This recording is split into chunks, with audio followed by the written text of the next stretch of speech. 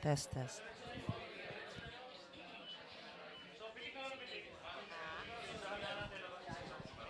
Bigyan mo ako sign. Hello.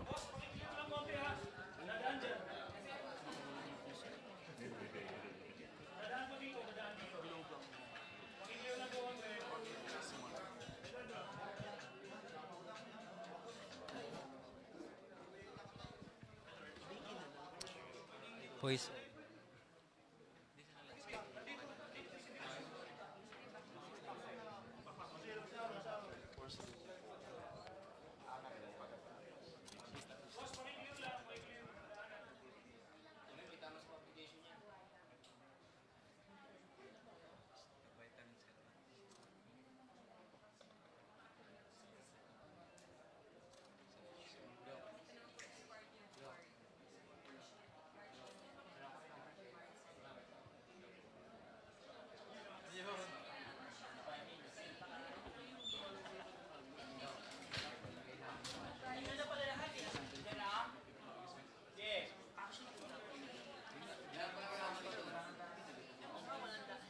Butasin natin.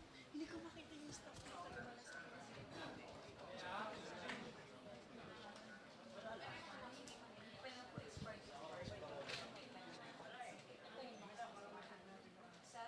Doon ata sa gitna.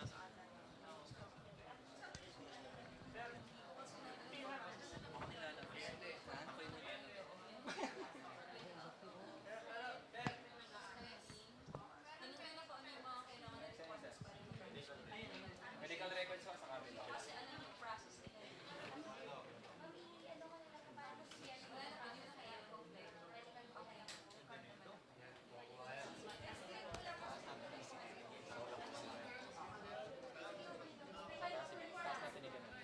Kasi pag sa baba kami matanggal. Mataas na lang ako. Yun nga. Hindi malakas naman tayo. Kasi bang upo na ako dito? Hindi ka kita. Boses na lang yan. Abot. Abot ako dito. Kahit umupo ako dito, wala ko kaya. Saan mo gagawin dito? Yes, sir. Dapat dito ka ba? Wala man tao. Excuse ka na lang.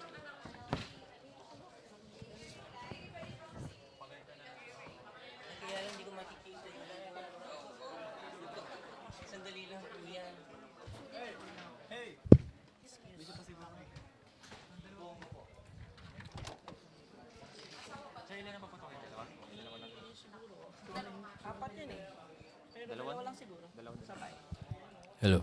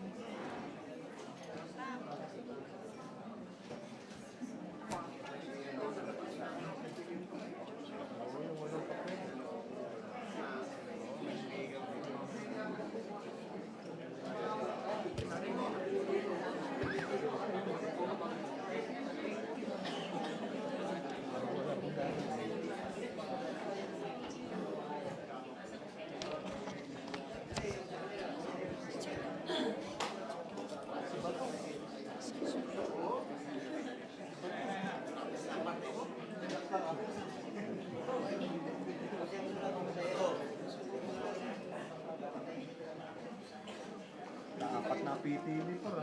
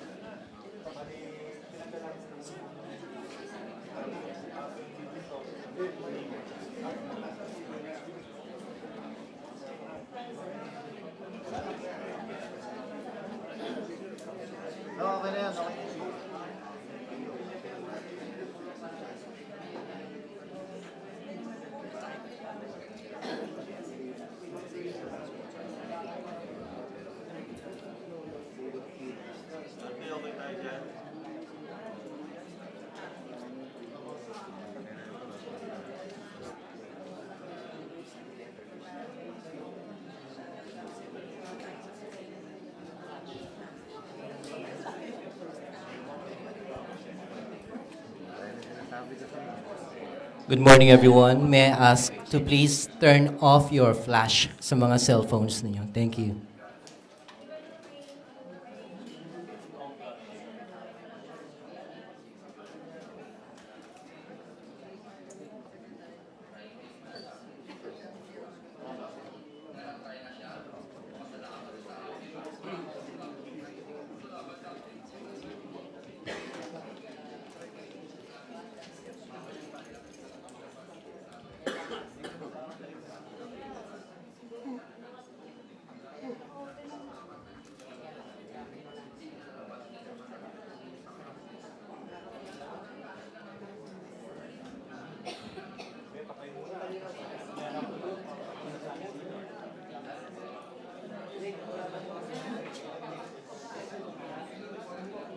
Nandiyan na po siya, papasok na.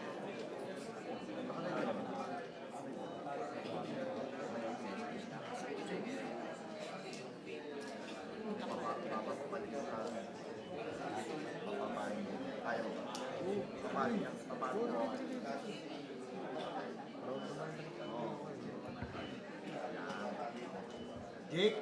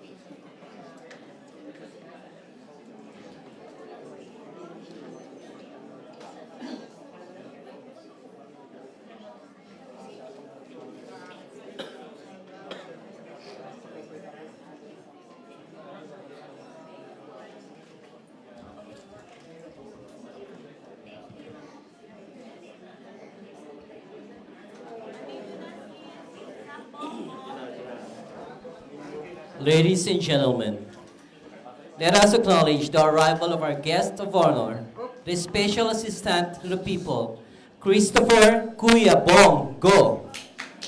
With him are the Department of Health Secretary, Francisco T. Duque, and Presidential Assistant for the Visayas, Secretary Michael Lloyd Dino, and Vice Mayor Joy Belmonte.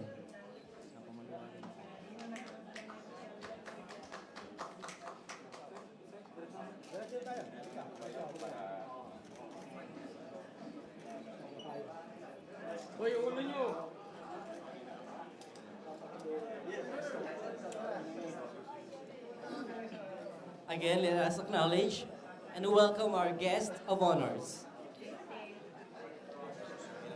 The Special Assistant to the People, Christopher Kuya Bong Go. Morning po. Happy New Year.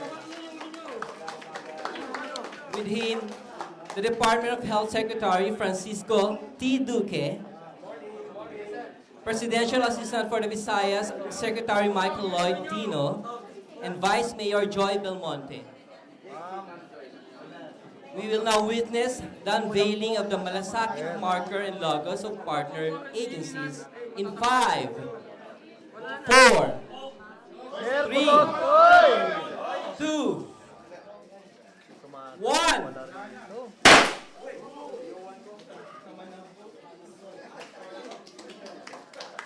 Followed by the turnover of 10 million peso check, a monthly Malasakit fund to the Executive Director of the Lung Center of the Philippines, Dr. Vincent M.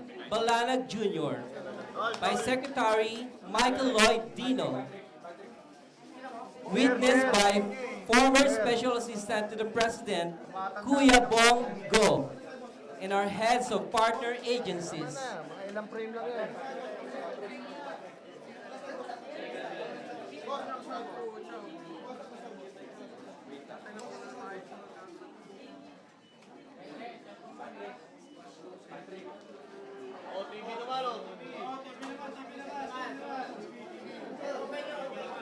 Congratulations, Lung Center of the Philippines, for the launching of the Malasakit Center.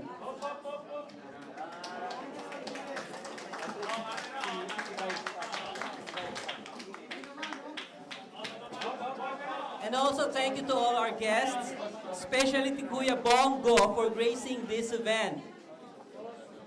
Sir, TV naman. Sana, puro ano na yan.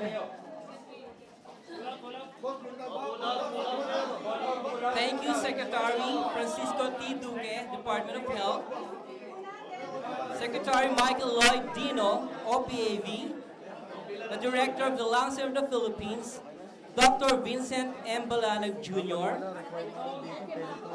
Chairman Anselmo Simeon P. Pinili of PCSO, Dr. Larry Cedro, AGM Charity Department, PCSO, General Manager Alexander Balutan, PCSO, Ms. Excuse me. Andrea D. Domingo, PAGCOR Chairman and CEO, Mr. James Patrick Jimmy R. Bondoc, PAGCOR Vice President for Corporate Social Responsibility Group, Ms. Carmelita Twinkle Valdez, PAGCOR Assistant Vice President for Corporate Communications Department, Assistant Secretary John G. Gonzalez, OPAV, Excuse me. Vicente Gregorio Tomas, DSWD, NCR Regional Director, Edna J. Excuse me po. Sacedor, Assistant Regional Director of DSWD NCR, Okay. the Vice Mayor of Quezon City, Joy Belmonte, Hindi na nakita Secretary Duque.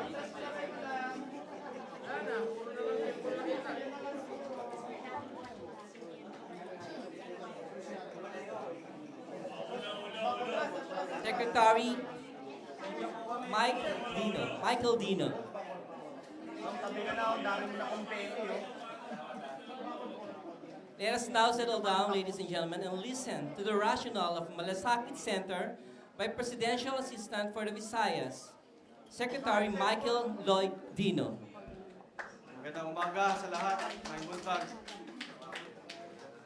First of all, we would like to thank all our partners here at Lung Center of the Philippines for the warm welcome. Today is not an ordinary day for Lung Center of the Philippines and our kababayans here in Metro Manila. Our President's ambitious project has finally stepped its foot again here in National Capital Region. Finally, through the efforts of our President, Rodrigo Roa Duterte, our brothers and sisters here in Lung Center of the Philippines will get to enjoy cheaper, if not free, medical services from the government to ease up the growing cost of medicines and hospital bills. The Malasakit Center, a one-stop shop for all medical financial services, will now be available here at Lung Center of the Philippines. All government agencies which offer financial help related to hospitalization such as PhilHealth, DSWD, PCSO, and PAGCOR will now be under one roof so that our dear patients will no longer spend time, money, and effort going to different agencies to avail of these services. Adding to this, a monthly Malasakit Fund will be given to this hospital to augment the services provided by PhilHealth, DSWD, and PCSO. This project, spearheaded and championed by the former Special Assistant to the President and now the Special Assistant to the People, Mr. Christopher Lawrence Bong, aims to help the poor save time, money, and effort through a more streamlined process. And this is what we call the Malasakit Center. With the initiative of former Secretary Bong, we already have 18 Malasakit centers across the Philippines. Starting off in the Visayas, in Cebu, Iloilo, and Tacloban. We have already opened in Dumaguete City, Bacolod City, Maasin, and Tagbilaran City in Bohol. The project, which started in the islands of the Visayas, has expanded further to Luzon and Mindanao. In Mindanao, we have already opened in Davao City, Butuan, Cagayan de Oro, Zamboanga, Sultan Kudarat, and Cotabato City. In a few days, we shall open in General Santos as well. We have already opened 5 centers in Luzon, Puerto Princesa in Palawan, Philippine PGH in Manila, San Fernando, Pampanga, Legazpi in Albay, and most recently in the province of Bulacan. To date, the President has allocated close to 300 million pesos every month in all 18 centers to help the poor and the underprivileged Filipinos. The Lung Center of the Philippines, Malasakit Center, is the 19th Malasakit Center in the Philippines and 6th in Luzon. Patunay na ganyan po kapursigido ang ating Presidente at ang ating Kuya Bongo sa pagpapalawak ng proyekto para sa mamayang Pilipino. Indeed, the Malasakit or compassion goes a long, long way. We wish the Lung Center Philippines the best at maraming salamat sa inyong lahat. But before I end, may I announce that we are joined by a very special guest speaker today. Many of you not know, but our guest, former Secretary Christopher Lawrence Tesoro has had quite an extensive 20-year experience in public service. He started in 1998 as the executive assistant of then Congressman Rodrigo Roa Duterte during the 11th Congress.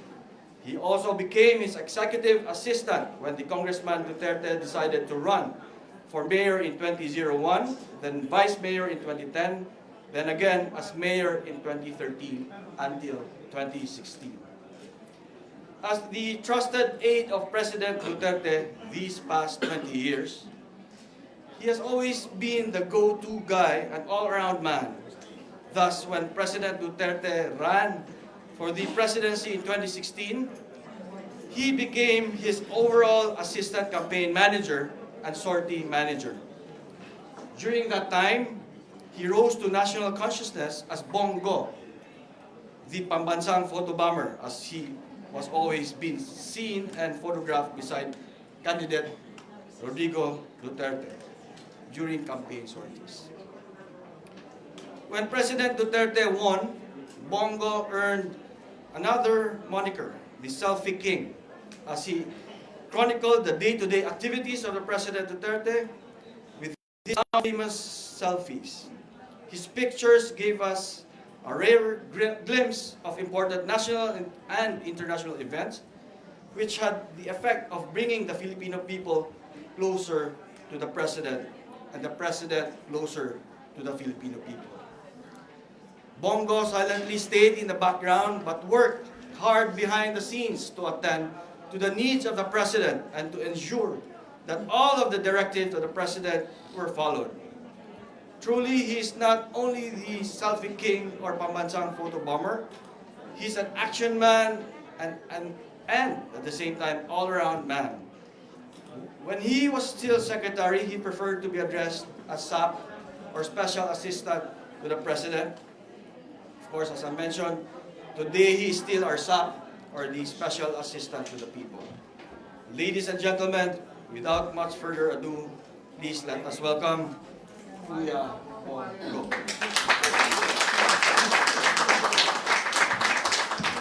Morning.